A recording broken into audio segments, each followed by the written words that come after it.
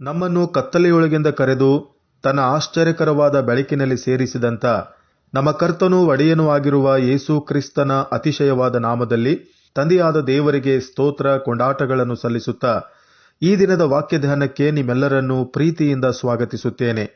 ಪ್ರಿಯರೇ, ಇಂದಿನಿಂದ ಮತ್ತೊಂದು ಅಂಶದ ಮೇಲೆ ಧ್ಯಾನ ಮಾಡುತ್ತಾ ನಮ್ಮ ಅಧ್ಯಯನವನ್ನು ಮುಂದುವರಿಸೋಣ. ಅದಾವದೆಂದರೆ ದೇವರ 7 ದಿನಗಳ ಸೃಷ್ಟಿ ಕಾರ್ಯದಲ್ಲಿ ಕಂಡುಬರುವ ಆತ್ಮಿಕ ಸತ್ಯಾಂಶಗಳ ಕುರಿತು ಧ್ಯಾನಿಸುತ್ತಾ ಒಂದೊಂದು ದಿನ ದೇವರು ಏನೇನು ಉಂಟು ಮಾಡಿದನು ಮತ್ತು ಆಯಾ ದಿನದ ಸೃಷ್ಟಿ ಕಾರ್ಯ ನಮಗೆ ಯಾವ ರೀತಿಯಾದ ಆತ್ಮಿಕ ಪಾಠವನ್ನು ಕಲಿಸಿಕೊಡುತ್ತದೆ ಎಂಬುದನ್ನು ಆಲೋಚನೆ ಮಾಡೋಣ. ಈ ದಿನ ಓದಿರುವಂಥ ವಾಕ್ಯ ಭಾಗದಲ್ಲಿ ದೇವರು ಮೊದಲನೇ ದಿನ ಸೃಷ್ಟಿ ಕಾರ್ಯದಲ್ಲಿ ಕತ್ತಲೆಯಲ್ಲಿದ್ದಂಥ ಭೂಮಿಯಲ್ಲಿ ಬೆಳಕನ್ನು ಉಂಟು ಮಾಡಿರುವುದನ್ನು ಕಾಣುವವರಾಗಿದ್ದೇವೆ. ಆದಿಕಾಂಡ 1ನೇ ಅಧ್ಯಾಯ 2ನೇ ವಚನದಲ್ಲಿ ಭೂಮಿಯು ಕ್ರಮವಿಲ್ಲದೆಯೂ ಬರಿದಾಗಿಯೂ ಇತ್ತು ಮತ್ತು ಆದಿಸಾಗರದ ಮೇಲೆ ಕತ್ತಲೆಯಿತ್ತು ಎಂಬುದಾಗಿ ದೇವರ ವಾಕ್ಯದಲ್ಲಿ ಉಲ್ಲೇಖಿಸಲಾಗಿದೆ.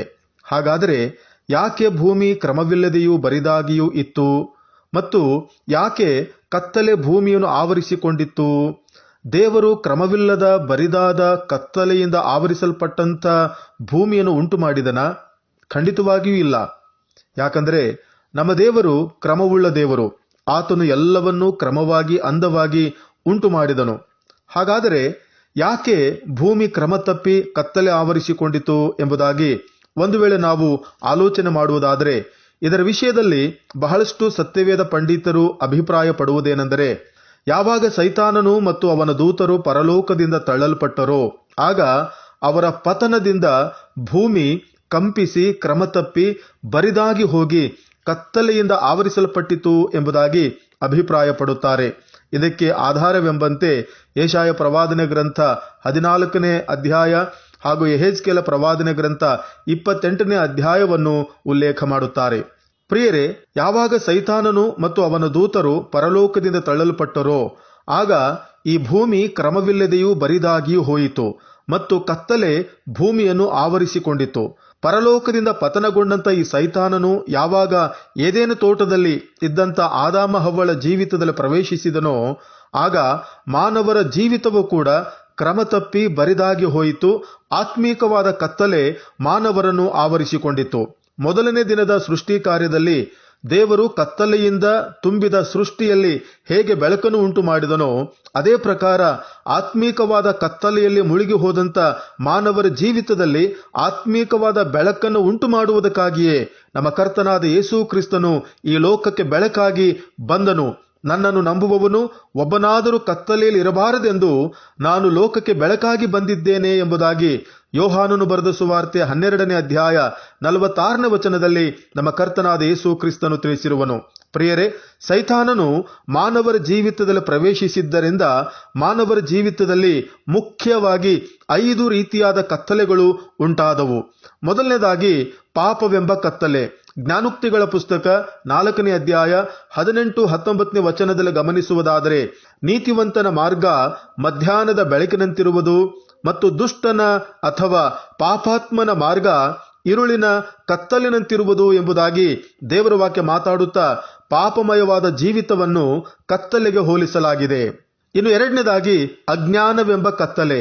ಪ್ರಸಂಗಿ ಪುಸ್ತಕ 2ನೇ ಅಧ್ಯಾಯ 13ನೇ ವಚನದಲ್ಲಿ ಜ್ಞಾನವನ್ನು ಬೆಳಕಿಗೂ ಅಜ್ಞಾನವನ್ನು ಅಥವಾ ಮೂಢತ್ವವನ್ನು ಕತ್ತಲೆಗೂ ಹೋಲಿಸಲಾಗಿದೆ.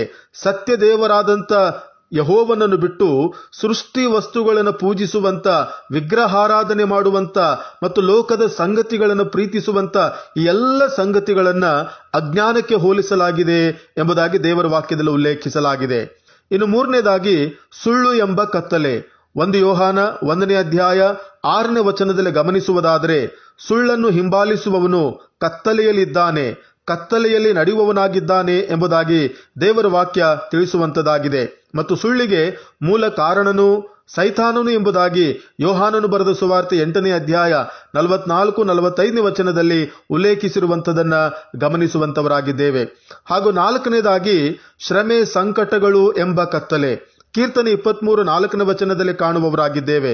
ಪ್ರಿಯರೇ, ಆದಾಮ ಹವ್ವ ಏದೇನು ತೋಟದಲ್ಲಿರುವವರೆಗೂ ಅವರಿಗೆ ಎಲ್ಲವೂ ರೆಡಿಮೇಡ್ ಆಗಿ ದೊರೆಯುತ್ತಾ ಇತ್ತು. ಯಾವಾಗ ಅವರು ಏದೇನು ತೋಟದಿಂದ ಹೊರಗೆ ಹಾಕಲ್ಪಟ್ಟರೋ ಆಗ ಅವರು ಹೊತ್ತಿಗಾಗಿ ಊಟಕ್ಕಾಗಿ ಪರದಾಡಬೇಕಾಯಿತು.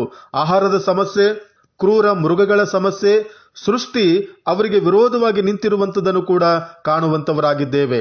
5ನೇ ಕತ್ತಲೆ ಮರಣವೆಂಬ ಕತ್ತಲೆ. ಲೂಕನು ಬರೆದ ಸುವಾರ್ತೆ 1ನೇ ಅಧ್ಯಾಯ 79ನೇ ವಚನದಲ್ಲಿ ತಿಳಿಸಿರುವಂತೆ ಮಾನವರಾದ ನಾವು ಮರಣಾಂಧಕಾರದಲ್ಲಿ ವಾಸಿಸುವವರಾಗಿದ್ದೆವು ಎಂಬುದಾಗಿ ತಿಳಿಸಲಾಗಿದೆ. ಪಾಪವು ಕೊಡುವ ಸಂಬಳ ಮರಣ. ಒಬ್ಬನಿಂದಲೇ ಪಾಪವು, ಪಾಪದಿಂದ ಮರಣವು ಲೋಕದೊಳಗೆ ಪ್ರವೇಶಿಸಿದವು. ಹೀಗೆ ಎಲ್ಲರೂ ಪಾಪ ಮಾಡಿದ್ದರಿಂದ ಮರಣವು ಎಲ್ಲರಲ್ಲಿಯೂ ಪ್ರವೇಶಿಸಿತು ಎಂಬುದಾಗಿ ದೇವರ ವಾಕ್ಯದಲ್ಲಿ ತಿಳಿಸಲಾಗಿದೆ. ಆದುದರಿಂದ ನಮ್ಮ ಕರ್ತನಾದ ಯೇಸು ಕ್ರಿಸ್ತನು ಪಾಪವೆಂಬ ಕತ್ತಲೆಯಿಂದ ಬಿಡಿಸಿ ಪರಿಶುದ್ಧತೆ ಎಂಬ ಬೆಳಕಿಗೂ, ಅಜ್ಞಾನವೆಂಬ ಕತ್ತಲೆಯಿಂದ ಬಿಡಿಸಿ ಜ್ಞಾನವೆಂಬ ಬೆಳಕಿಗೂ, ಸುಳ್ಳೆಂಬ ಕತ್ತಲೆಯಿಂದ ಬಿಡಿಸಿ ಸತ್ಯವೆಂಬ ಬೆಳಕಿಗೂ, ಶ್ರಮೆ ಸಂಕಟಗಳು ಎಂಬ ಕತ್ತಲೆಯಿಂದ ಬಿಡಿಸಿ ಆತನ ವಿಶ್ರಾಂತಿ ಎಂಬ ಬೆಳಕಿಗೂ, ಮತ್ತು ಮರಣವೆಂಬ ಕತ್ತಲೆಯಿಂದ ಬಿಡಿಸಿ ತನ್ನ ಜೀವವೆಂಬ ಬೆಳಕಿನಲ್ಲಿ ಸೇರಿಸುವುದಕ್ಕಾಗಿಯೇ ಈ ಲೋಕಕ್ಕೆ ಆತನು ಬೆಳಕಾಗಿ ಬಂದನು. ಪ್ರಿಯರೇ, ಈ 5 ರೀತಿಯಾದಂಥ ಕತ್ತಲೆಯಲ್ಲಿ ನಾವು ಇನ್ನು ಯಾವುದಾದರೂ ಒಂದು ಕತ್ತಲೆಯಲ್ಲಿ ಬದುಕುತ್ತಿರುವುದಾದರೆ ನಮ್ಮನ್ನು ನಾವು ಪರೀಕ್ಷಿಸಿಕೊಂಡು ಆ ಕತ್ತಲೆಯಿಂದ ಬೆಳಕಿಗೆ ಬಂದು ಬೆಳಕಿನವರಾಗಿ ಜೀವಿಸೋಣ. ದೇವರು ನಿಮ್ಮೆಲ್ಲರನ್ನೂ ಆಶೀರ್ವದಿಸಲಿ. ಪ್ರಾರ್ಥನೆ ಮಾಡೋಣ. ಪ್ರೀತಿಯುಳ್ಳ ಪರಲೋಕದ ತಂದೆಯಾದ ದೇವರೇ, ನಿನ್ನ ಅತಿ ಪವಿತ್ರವಾದ ನಾಮಕ್ಕೆ ಸ್ತೋತ್ರ ಕೊಂಡಾಟಗಳನ್ನು ಸಲ್ಲಿಸುತ್ತೇವೆ. ಈ ದಿನ ಕೇಳಿಸಿಕೊಂಡಂತ ನಿನ್ನ ಜೀವವುಳ್ಳ ವಾಕ್ಯಕ್ಕಾಗಿ ನಿಮ್ಮನ್ನು ವಂದಿಸುತ್ತೇವೆ. ಕರ್ತನೆ, 5 ರೀತಿಯಾದಂಥ ಆತ್ಮೀಕ ಕತ್ತಲೆಯಿಂದ ನಮ್ಮನ್ನ ಬಿಡುಗಡೆ ಮಾಡಿ ನಿನ್ನ ನೀತಿಯ ಬೆಳಕಿನಲ್ಲಿ ಪ್ರವೇಶಿಸುವಂತೆ ಮಾಡುವುದಕ್ಕಾಗಿ ಈ ಲೋಕಕ್ಕೆ ನೀನು ಬೆಳಕಾಗಿ ಬಂದಿದ್ದಿ. ಅದಕ್ಕಾಗಿ ನಿನಗೆ ಸ್ತೋತ್ರ.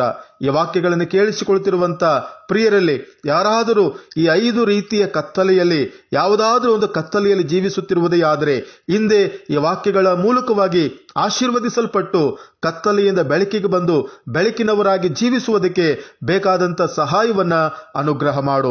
ಈ ದಿನದ ನಮ್ಮ ಸೇವಾ ಕಾರ್ಯಗಳನ್ನ, ನಮ್ಮ ಸೇವಾ ಪ್ರಯಾಣಗಳನ್ನ, ನಮ್ಮ ಸೇವಾ ಉದ್ದೇಶ ಆಲೋಚನೆಗಳನ್ನ ಆಶೀರ್ವದಿಸು.